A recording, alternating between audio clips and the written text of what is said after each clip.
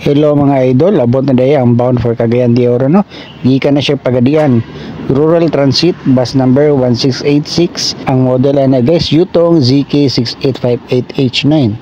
Ang ruta na guys kay Cagayan de Oro to pagadian. Balik-balik ra na siya. Mao po din ni ang FB4J Skylander na model guys. Rural Transit na siya. Bus number 1248. Ang ruta na guys kay Cagayan de Oro to Iligan rin na siya, vice versa. Mao po din na guys ang Rural Tours bus number 157.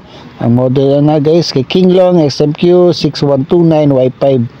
Gikan din na siya Dipolog guys, karon pabound na siya Cagayan de Oro. Ang previous route na guys Cagayan Iligan na rin na siya. Ug sa nangutan na guys pila ang plitihan gikan sa Cagayan de Oro padulong Dipolog is 740 ra ang plitihan na guys.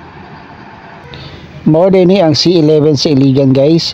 Rural Tours bus number 1571 Yutong ZK6117 HYG.